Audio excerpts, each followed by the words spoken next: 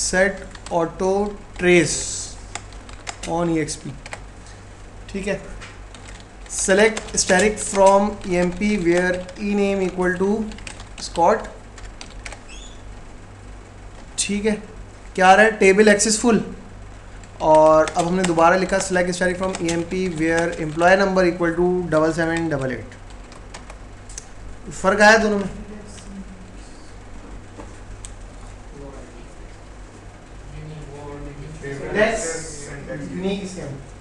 यानी कि ये क्यूरी जो है इंडेक्स पर गई है और वहां से इसने एग्जैक्टली डेटा उठाया। उसके बाद table access by index row ID, index की रो आईडी से यहाँ पर आया एक बार।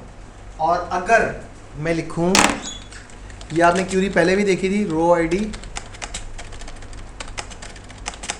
और E name from EMP, row ID, ठीक है। और इसमें से मैंने एक रो आईडी को कॉपी किया और मैंने लिखा select static from EMP where row ID equal to this. अब क्या लिखा आ रहा है कि बाय इंडेक्स पे भी नहीं गया, इंडेक्स पर रो आईडी लेने जाता था, अब हमने रो आईडी खुद दे दी तो कह रहा है table access by user row ID, यानी कि यूजर ने खुद प्रोवाइड की। ये सबसे फास्टेस्ट मेथड है डेटा को एक्सेस करने के लिए। लेकिन हमें रो आईडी याद थोड़ी होती है, रो आईडी तो हमें नहीं याद, तो हम रो आईडी के बेस पे काम नहीं कर रहे थे, हम इंडेक्स इसी वजह से क्रिएट करते हैं। अच्छा, अब हम एक क्यूरी देखते हैं। हमने लिखा क्रिएट इंडेक्स। हम ये चाह रहे हैं कि हमारी जो टेबल है, हमारा जो EMP का टेबल है, इसमें जॉब के कॉलम के हिसाब से सर्चिंग होगी, तो हम जॉब के कॉलम पर इंडेक्स बना रहे हैं। क्रिएट इंडेक्स IND_job ऑन किस पर, EMP के जॉब के कॉलम पे बना दो, इंडेक्स क्रिएट हो गया। Select static from EMP where job equal to manager,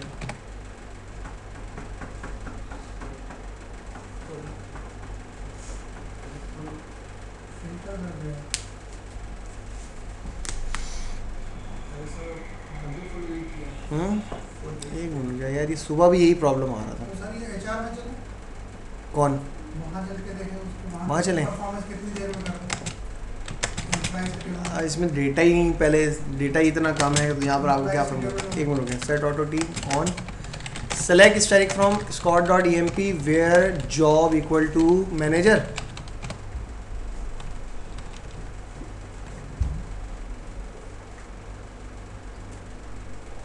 चलिए सर, वैसे तो इसको एक्सेस खुद ही करना चाहिए ना। अब जॉब जो है वो एक जगह थोड़ी मिलेगा, अगर हम इंडेक्स कर भी रहे हैं तो पूरे टेबल पे देखना ही पड़ेगा ना। नहीं, वो यही करेगा ना, ये आपने अगर क्लर्क है, अब क्लर्क की जितने भी रिकॉर्ड है सबकी रो आईडी अपने पास रख ली, ठीक है। मैनेजर्स हैं, उनकी रो आईडी अपने पास रख ली। जब हम जॉब इक्वल टू क्लर्क लिखेंगे तो वो यहाँ पर आगे इनको उठाएंगे, ठीक है। यहाँ पर क्यों नहीं आ रहा, इसके दो रीज़न हो सकते हैं। एक मैं पहले चेक कर लूँ इसमें, क्योंकि ये सुबह भी प्रॉब्लम आ रहा था। हम आए स्कॉट पर और ड्रॉप इंडेक्स, क्या नाम था, IND_job create index on job के कॉलम के साथ यूनिक आईडी को मैप ना करवाना। नहीं ऑन scott.emp के जॉब के कॉलम, इंडेक्स का नाम IND_job, ठीक है। और set auto trace on EXP, select static from EMP where job equal to salesman.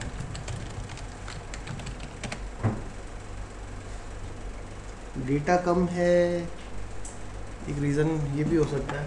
असल में 10G के अंदर एक वो होता है, ऑप्टिमाइज़र होता है, ठीक है। 10G के अंदर 99 में बदल गया था, जो कि ये डिसाइड करता है कि टेबल के अंदर जो इंडेक्स लगा हुआ है क्या उसको यूज़ करने से मुझे कोई फ़ायदा होगा या नहीं होगा।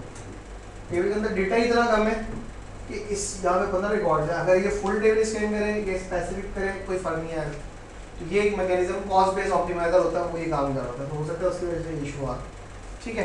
तो बहरहाल इस कमांड से हमें ये पता चल जाता है कि ये टेबल जो है फुल एक्सेस कर रहा है या फिर आप जो है इसमें इंडेक्स के ज़रिए सर्चिंग हो रही है। अच्छा, इसकी कुछ गाइडलाइंस इसमें दी हुई हैं कि इंडेक्स कब क्रिएट करना चाहिए और कब नहीं क्रिएट करना चाहिए। जैसे जो हमें अभी प्रॉब्लम आ रहा है उसका यहाँ पर लिखा हुआ है, द टेबल इज स्मॉल और most queries are expected to retrieve more than 2 to 4% of the rows in the table. ऐसे टेबल पर तो क्या है, इंडेक्स क्रिएट ही नहीं करना चाहिए। ठीक है, तो वो ऑप्टिमाइजर इंटरनली हो सकता है ये देख रहा हो कि टेबल इतना छोटा है उस पर आपने इंडेक्स लगा दिया, तो इस वजह से वो इंडेक्स पे नहीं आ रहा। अच्छा, क्रिएट एन इंडेक्स व्हेन, आप किसी ऐसे कॉलम पर इंडेक्स लगाएं जिसमें डेटा बहुत ज़्यादा हो। सबसे पहली बात, यानी कि टेबल के अंदर रिकॉर्ड ज़्यादा होना चाहिए। छोटे टेबल पे आपको इंडेक्स लगाने का कोई फ़ायदा नहीं है। और हो सकता है कि आप ऐसा कॉलम भी यूज़ कर सकते हैं जिसके अंदर डेटा तो बहुत ज़्यादा है, प्लस उसमें नल वैल्यूज़ भी बहुत ज़्यादा है। ये मैनुअल इंडेक्स की बात कर रहा है, क्योंकि प्राइमरी की पे तो नल नहीं आता, यूनिक में आ सकता है। ऐसी कोई फील्ड हो, यानी कि NIC टाइप की या ईमेल की फील्ड है, हो सकता है। मोस्ट इंपॉर्टेंट चीज जो इसके अंदर है वो ये है कि one or more columns are frequently used together in a where clause or a join condition. ऐसे कॉलम जो कि बहुत फ्रीक्वेंटली वेयर क्लॉज के अंदर यूज होते हैं या उनकी जिनकी बेस पे ज्वाइनिंग होती है, आप उनको जो है इंडेक्स जरूर करें, ताकि ज़्यादातर वही यूज हो रहे हैं, उनकी बेस पे सर्चिंग हो रही है, तो उनको जो है आप वेयर क्लॉज में जरूर लिखें ताकि आपकी क्यूरी का रिट्रीवल फास्ट हो। ऐसा कॉलम जिसकी बेस पे सर्चिंग ही नहीं होती, आपने उस पर इंडेक्स कराया तो बेकार है, बिला वजह का स्पेस ले रहा है वो डेटाबेस के अंदर, परफॉर्मेंस डाउन कर रहा है। उससे बेहतर क्या है कि आप ऐसा कॉलम जिसके ज़रिए सर्चिंग ही नहीं होती, आप उस पर इंडेक्स ही ना करें। ठीक है, टेबल जो है वो उसका साइज बड़ा है और and most queries are expected to retrieve less than 2 to 4% of the row in the table. यानी टेबल का साइज बड़ा है, लेकिन मेन इंपॉर्टेंट चीज़ जो है वो ये है कि टेबल में से जो डेटा रिट्रीव होगा वो 2 से 4% है टेबल के हिसाब से, तो वहाँ पर इंडेक्स बेहतर है। यानी कि अगर मैं बुक के हिसाब से देखूँ, मुझे एक टॉपिक देखना है, 2 टॉपिक देखना है या 3 टॉपिक देखने हैं, तो मैं इंडेक्स यूज़ करूँगा। लेकिन मुझे बहुत ज़्यादा टॉपिक देखना है तो फिर मुझे इंडेक्स का फ़ायदा नहीं है। ठीक है, मैं वैसे ही देख लूँ तो वो ज़्यादा बेहतर है कि इंडेक्स भी आधा रीड कर रहा है, वो यहाँ पे भी आ रहा है। एग्जाम्पल ऐसे हो सकती है कि टेबल के अंदर जो है 10 लाख रिकॉर्ड है और आपकी क्यूरी जो है उसने 4 लाख रिकॉर्ड लेकर आ गई। फॉर एग्जाम्पल, अगर उसने इंडेक्स यूज़ किया तो उसने 4 लाख रिकॉर्ड यहाँ से रीड किए और 4 लाख जाके फिर टेबल से 8 लाख तो इसने रीड कर दिए। तो ऐसी क्यूरी जो कि बहुत ज़्यादा डेटा लेकर आएंगी, वहाँ पर इंडेक्स का फ़ायदा नहीं होता, तो वहाँ पर ऐसे कॉलम में भी आप इंडेक्स यूज़ ना करें। Do not create an index when the column are not often use as a condition in the query. यानी कि वेयर क्लॉज में कॉलम एक यूज ही नहीं होता, तो आप उस पर इंडेक्स ना लगाएं, तो बेकार चीज़ है। टेबल का साइज एक तो छोटा है और आपकी क्यूरीज जो है वो डेटा जो है ज़्यादा रिट्रीव करती है, ऐसे कॉलम पर भी इंडेक्स यूज ना करें। एक और चीज़ जो है जो परफॉर्मेंस रिलेटेड है वो ये है कि the table is updated frequently. ये टेबल है आपका और हम टेबल के अंदर डीएमएल परफॉर्म करते हैं। फॉर एग्जांपल, आपके पास जो है डीपीटी का टेबल है और उस पर प्राइमरी की कौन सा कॉलम है, डीपीटी एनओ है और डीनेम वगैरह वगैरह 10, 20, 30 और उसकी जो भी चीज़ें। जब इस पे प्राइमरी की है तो मतलब इसका एक इंडेक्स होगा। इंडेक्स के अंदर क्या इन्फॉर्मेशन होगी, इसकी प्राइमरी की वैल्यूज और रो आईडी। ठीक है, 10, 20, 30 और उसकी जो भी रो आईडी। जब आप इसमें नया रिकॉर्ड डालेंगे तो इसका मतलब क्या है, यहाँ पर भी एक एंट्री ऑटोमेटिकली हो जाएगी। जब आप यहाँ से एक रिकॉर्ड डिलीट करते हैं टेबल में से, तो इंडेक्स से वो रिकॉर्ड डिलीट नहीं होता बल्कि मार्क हो जाता है। मार्क का मतलब कि मजीद क्यूरीज के अंदर इसको शामिल नहीं किया जाएगा, लेकिन स्टोरेज में वो जगह ले रहा है। और जब आप किसी को अपडेट करते हैं तो वो क्या करता है, इसको मार्क करता है और एक नया रिकॉर्ड ऐड कर देता है। मतलब अपडेट सबसे ज़्यादा एक्सपेंसिव है। तो ऐसा टेबल जिस पे डीएमएल बहुत ज़्यादा परफॉर्म होती है, उस पर इंडेक्सिंग आपकी कम से कम होनी चाहिए। ऐसा नहीं कि जितने टेबल्स के अंदर कॉलम है तमाम पे आपने इंडेक्स लगा दिया, क्योंकि टेबल में कॉलम तो बहुत ज़्यादा है लेकिन सर्चिंग आपकी फिक्स कॉलम होते हैं जिसकी बेस पे आप सर्चिंग कर रहे हो, और वो जो है आमतौर पे 2, 3 या 4 हो सकते हैं ज़्यादा से। तो उन कॉलम्स में जो कि सर्चिंग में यूज़ ही नहीं हो रहे, वेयर कंडीशन में, ज्वाइन कंडीशन के अंदर, उन पर जो है इंडेक्स लगाना नहीं चाहिए। और लास्ट एक इसमें लिखा है, the index column are reference as part of an expression. अगर हम लिखें select static from EMP where employ number equal to 7839, index read हुआ है?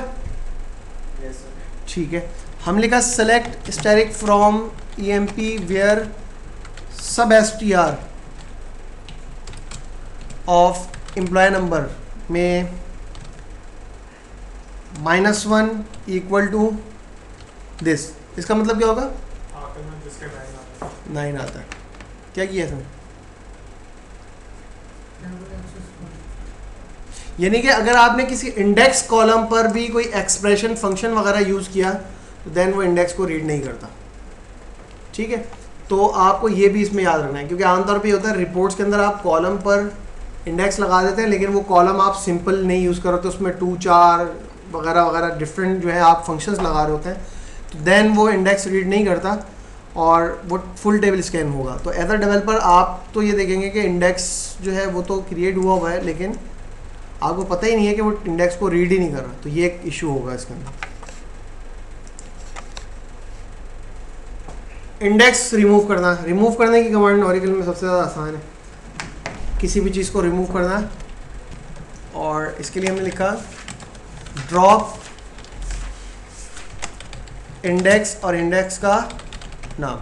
ठीक है, अच्छा एक चीज़ ये देखें, select static from EMP where employ number equal to 7839, इसके इंडेक्स का नाम क्या लिखा हुआ आ रहा है? Drop index PK_EMP। प्राइमरी की आपने लगाई थी, इंडेक्स ऑटोमेटिकली क्रिएट हो गया। अब वो जो इंडेक्स ऑटोमेटिकली क्रिएट हुआ है आप उसको ड्रॉप नहीं कर सकते, क्योंकि वो प्राइमरी की के लिए लगा है। अगर आप ये करना चाहते हैं तो आप प्राइमरी की ख़त्म करें, इंडेक्स ऑटोमेटिकली ख़त्म हो जाएगा। यूनिक या प्राइमरी की का जो भी इंडेक्स लगा हुआ है उसको आप ड्रॉप नहीं कर सकते, आपको ये एरर दे देगा इसमें। लास्ट इसमें जो ऑप्शन है हमारे पास डेटाबेस ऑब्जेक्ट सिनोनिम्स। जी सर ये जिससे कि आपने कहा कि हम इसमें कोई भी चीज़ अपडेट करते हैं या वो करते हैं तो इससे फिर हमारे उसको अफेक्ट करता है, इसकी मतलब जो इंडेक्स की टेबल बन रही होती है उसका मतलब साइज इंडेक्स खुद इंडेक्स है, इंडेक्स का टेबल नहीं है। ये जो कहीं ना कहीं रिकॉर्ड रखा होता है इसका बाइनरी size। अच्छा, अगर हम इस तरीके से कोई अपडेशन करते हैं टेबल में, फर्स्ट करें एक पर्टिकुलर टाइम, उसके बाद छोड़ देते हैं, इसको रीबिल्ड करने से क्या वापस करना पड़ता है हमें रीबिल्ड। ठीक है, ये हमने शुरू में पढ़ा कि ऑरेकल सर्विस को खुद ही मेंटेन करना होता है, लेकिन इसकी मेंटेनेंस जो ये प्रॉब्लम आ रहा है ना मार्किंग के, ये हमें खुद रिजॉल्व करना होता है। तो उसके डिफरेंट ऑप्शन होते हैं। सबसे आसान तरीका ये होता है हम रीबिल्ड करते हैं। रीबिल्ड की आपके पास बाकायदा कमांड होती है जो क्या करती है, इंटरनली इस इंडेक्स को खत्म कर देगी, ड्रॉप कर देगी एंड रीक्रिएट कर देगी। क्रिएट करने का मतलब करंट जो डेटा है उसके हिसाब से क्रिएट कर देगी। इस दौरान में कोई भी यूजर काम कर रहा होगा वो हैंग हो जाएंगे या वो काम नहीं कर सकते, क्योंकि ये इंडेक्स रीबिल्ड हो रहा है। तो हम ये काम इस टाइम पर करते हैं जिस टाइम पर यूज़र कनेक्टेड ना हो, या आपके पास एक कमांड ऐसी भी है कि यूज़र भी काम करता रहे और आप ये काम करें। ठीक है, लेकिन आमतौर पर उसको यूज़ नहीं किया जाता, क्योंकि जब टेबल के साइज़ बहुत ज़्यादा बड़े होते हैं उसमें बहुत ज़्यादा टाइम लगेगा इंडेक्स क्रिएट करने में। ठीक है, GB के अंदर जो है इंडेक्सेस के साइज़ हो जाते हैं, तो उसमें ज़्यादा टाइम लग रहा है तो परफॉर्मेंस पे अफेक्ट पड़ता है। तो हम ऐसा टाइम सेलेक्ट करते हैं जिस टाइम पे यूज़र्स की कनेक्टिविटी नहीं होती। ठीक है, वो कोई भी टाइम जो है वो आपके एनवायरनमेंट के हिसाब से हो सकता है। सर ये मतलब दोबारा से ये क्या मसले का तो नहीं हुआ, जब हमने अपडेट किया तो उसने उसको रॉ को मार्क किया, दूसरी रॉ बनाई और उसमें नया वो डाला। हम चाहते हैं कि वो पुरानी रॉ को मार्क ना करे, उसको परमानेंट नहीं, वो यही तो इसका बिहेवियर है। इसी पे तो हमने बात की कि ये इसका बिहेवियर है, वो ऐसा काम करता है। ठीक है, कि वो पुराने को मार्क कर देता है और नई एंट्री जो है वो इंसर्ट कर देता है अपडेट के केस में। अब वो जो एंट्रीज जो मार्क हुई हैं इनको हमें क्लियर करना पड़ता है, ये हमें खुद करना पड़ेगा। जब प्राइमरी की लगाते हैं तो ऑटोमेटिकली इंडेक्स क्रिएट हो जाता है। हाँ, ज़बरदस्त। वो जो रीबिल्ड आप कह रहे हैं वो ये काम नहीं करता, ये काम नहीं करता। रीबिल्ड ही तो ये काम कर रहा है ना, हम खुद ही कमांड, लेकिन रीबिल्ड की कमांड हम खुद चला रहे हैं ना ऑटोमेटिक। यहाँ तो हम ये कर सकते हैं, हम कोई भी कमांड जो चलाते हैं हम इसको शेड्यूल में डाल सकते हैं कि ये कमांड इस टाइम पे ऑटोमेटिकली चल जाए, लेकिन वो भी हमें खुद करना पड़ रहा है। वन टाइम तो आपको खुद करना पड़ेगा कि मैं ये स्पेसिफिक टास्क जो है दे रहा हूँ, हर रात 12 बजे ये खुद ब खुद स्टार्ट हो जाए। तो एक बार तो आपको देना पड़ेगा, अगली बार वो खुद ही ये काम करता रहेगा। शेड्यूलिंग पे चल रहा होता है पूरा डेटाबेस जो है आपका। जब आप सेटअप नया क्रिएट करते हैं उस टाइम तो सारा काम आपको खुद करना पड़ेगा। अब जैसे आपको डेटाबेस का बैकअप लेना है तो आपके पास कमांड होती है डिफरेंट जो भी है, या मेथड होता है, आप वो कमांड चलाते हैं। लेकिन अब आपको पता है मुझे ये काम डेली करना है और इतने बजे ही करना है, तो वो काम जो है आप एज ए स्क्रिप्ट बनाते हैं और शेड्यूल में डालते हैं। शेड्यूलिंग का मेथड होता है OS लेवल पर भी हो सकती है और ऑरिकल खुद भी अपना मेथड देता है कि आप उसको शेड्यूल किस तरह से करेंगे। तो क्या है उसमें आप टाइम सेटिंग तमाम डिफाइन कर देते हैं कि हर रोज़ 11 बजे रात को ये जॉब जो है खुद ब खुद स्टार्ट हो जाए। कब तक चले, यानी कि रोज़ाना चल रही है तो 3 महीने तक चले, 4 महीने तक चले, या हमेशा चलती रहे, ये तमाम ऑप्शन आपके पास मौजूद है। आपको ये सवाल करें कि अगर सर्वर बंद है तो तब भी चलेगी, ये सवाल आता है मेरे पास, फ़ौरन से आ जाता है। मशीन बंद होगी तो तब भी वो जॉब चल जाएगी, ऐसा नहीं होता। लेकिन लिनक्स के अंदर ये एक ऑप्शन है, सर्वर मशीन आमतौर पे शट डाउन नहीं होती, ठीक है, ज़ाहिर है उस पर तमाम यूज़र्स कनेक्टेड हैं, लेकिन आपके पास फ्रंट एंड नहीं होता, बैक एंड हो सकता सर है। वो भी स्टार्ट तो करता होगा पहले। फर्स्ट टाइम होती है नहीं, क्या चीज़? सर आप जो कह रहे हैं कि लिनक्स पे एक ऑप्शन मौजूद है सर, वो भी पहले सिस्टम को स्टार्ट करता होगा उसके बाद ही चलाता होगा। मतलब सिस्टम स्टार्ट कर, लेकिन जो लिनक्स है ना उसमें क्रॉन नाम की यूटिलिटी है जिसका काम होता है शेड्यूलिंग करने का, ठीक है। क्रॉन टैब होती है जो कि आपकी शेड्यूलिंग कर देती है कि कोई भी जॉब, बहुत आसान सी चीज़ है कि ये फाइल है, इस फाइल को हर इतने मिनट के बाद, मिनिमम मिनट होता है, 1 मिनट से कम में आप नहीं कर सकते, 1 मिनट के बाद, 1 घंटे के बाद, 1 हफ्ते के बाद, 1 साल के बाद, जो भी आपने सेटिंग कर दी आपने कर दी। लेकिन फॉर एग्जाम्पल मैंने कहा कि ये रोज़ाना 6 बजे चलेगी, रोज़ाना। अब 6 बजे अगर सिस्टम बंद हुआ ये नहीं चलेगी, और जब आपने बाद में बोला तब भी नहीं चलेगी क्योंकि टाइम गुजर गया। तो आपके पास एक और यूटिलिटी है लिनक्स के अंदर, एनाक्रॉन के नाम से, वो ये काम करती है कि अगर आपने कोई शेड्यूल किया हुआ है, ठीक है, और इस टाइम पर अगर ये बंद हुआ तो आप इसमें सेटिंग बताते हैं कि अगर सिस्टम ऑन हो तो उस सिस्टम के ऑन होने के इतने मिनट्स के बाद जो है ये काम स्टार्ट करें, ठीक है। लेकिन सर्वर मशीन पे जो है हम इसको यूज़ नहीं करते क्योंकि सर्वर मशीन हम बंद ही नहीं करते, ठीक है, क्योंकि अगर सर्वर मशीन बंद हो गई यूज़र एक्सेस नहीं कर सकता। वो कोई इंतहाई कोई इस तरह का मसला आ गया कि भाई हमें बंद करनी तो एक अलग केस है, लेकिन आमतौर पर सर्वर मशीन आपकी बंद नहीं होती। सर ऐसा हमारे साथ एक दफ़ा इस तरीके से हुआ था कि नेटवर्क का इशू आया था। ये जो जॉब शेड्यूल था हमारा, क्या ये जो है ना, ये उठा करके हम लोग अपना डेटा VR साइट पर ऑटोमेटिकली मूव करते थे लिनक्स का, तो जो का सन नाम है। तो हुआ ये था कि जब लिंक उसको डाउन मिला तो उसने एक बार परफॉर्म किया और रिजेक्ट हो गया, नहीं मतलब वो टाइम आउट हो गई, तो उसने फिर वो जॉब परफॉर्म नहीं किया था। तो ये वजह होती है कि सर्वर कभी डाउन नहीं होता, लेकिन हमारे कुछ नेटवर्क कुछ और इश्यूज आ जाते हैं उसमें, हो सकता है। जैसे ऑरेकल के अंदर ये फैसिलिटी है,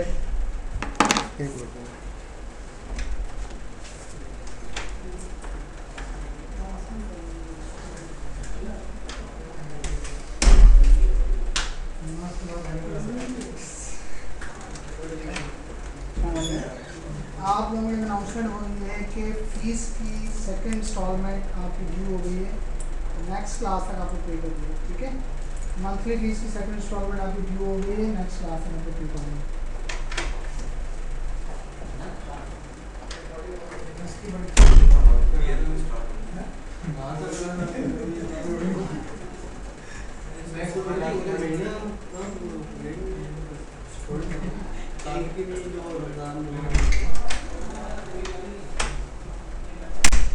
अच्छा जी,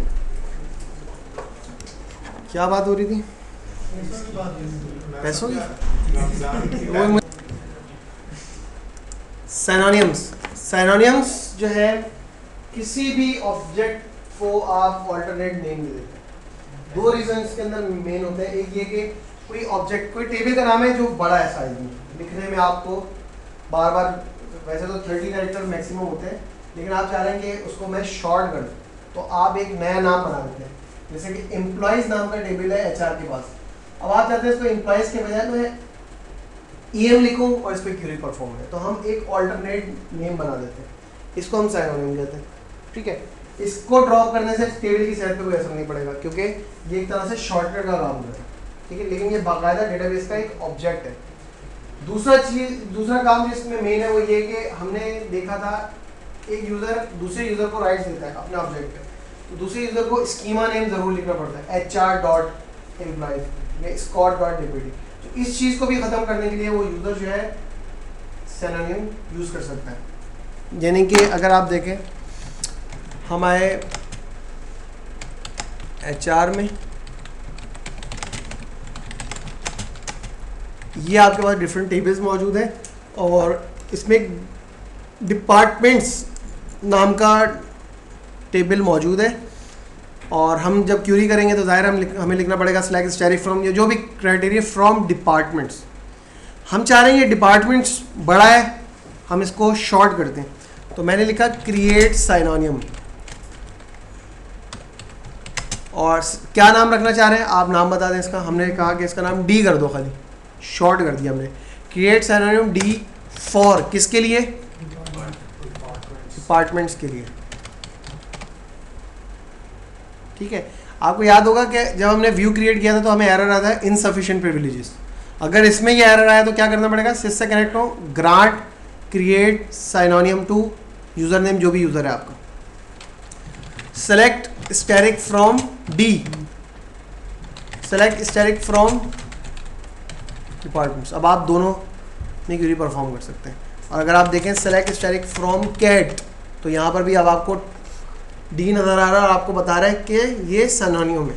और हमें यहाँ पर क्योंकि हमने खुद बनाया तो हमें पता है ये कौन से टेबल का है। वही बात कि अगर ये बना बनाया मिल जाए, आपको कैसे पता ये कौन से टेबल पे क्यूरी कर रहा है। ठीक है, तो इसके लिए भी हमें नेक्स्ट चैप्टर में देखना है। जहाँ जहाँ इसका लिंक हुआ वहीं पर जी जॉइन में लीड का एलियास दे देते हैं, हाँ, फिर d.d इज इक्वल टू वहाँ पर भी वहाँ पे भी आप कर सकते हैं। वहाँ पर अब एलियस देने की ज़रूरत ही नहीं है, आप डायरेक्ट लिखें फ्रॉम फॉर एम्प्लॉइज के बजाय आपने वही डी लिख दिया, डायरेक्ट वही काम हो जाएगा। सर ये टेबल पर ही लगता है, कॉलम पर? जिस चीज़ पे कॉलम पे नहीं है, ऑब्जेक्ट लेवल पे लगता है। ऑब्जेक्ट जो होता है ये सिर्फ ये आपका व्यू भी हो सकता है, कोई और जो भी ऑब्जेक्ट्स हैं वो भी हो सकता है। ठीक है, और दूसरा ये कि जैसे कि अगर मैं लिखूँ ग्रांट, मैं एचआर के यूज़र से कनेक्टेड हूँ और मैं लिखा grant select on countries to Scott, Scott को राइट्स दे दिए। अब जब स्कॉट कनेक्ट होगा तो उसको क्या लिखना पड़ेगा, इस पर क्यूरी करने के लिए select static from HR dot countries. ठीक है, तो इसने लिखा और क्यूरी परफॉर्म हो गई। अगर ये सिर्फ कंट्रीज लिखेगा तो एरर आ जाएगा। तो अब ये भी चाह रहे हैं कि मुझे एचआर डॉट कंट्रीज नहीं लिखना पड़े, मैं कोई और नाम रख दूं जो कि शॉर्ट भी हो। तो इसने लिखा क्रिएट साइनोनियम और इसका नाम रख दिया H for HR, C for countries. किसके लिए, एचआर डॉट कंट्रीज के लिए। एरर आ गया इनसफिशिएंट प्रिविलेज के, भाई आपको तो राइट्स ही नहीं है कि आप ये काम कर सकें। तो क्या करना पड़ेगा, सिसडीबी से कनेक्ट हुए, grant create synonym to Scott, वापस आए स्कॉट में और ये क्यूरी हमने दोबारा परफॉर्म की। Select static from H C, select static from cat,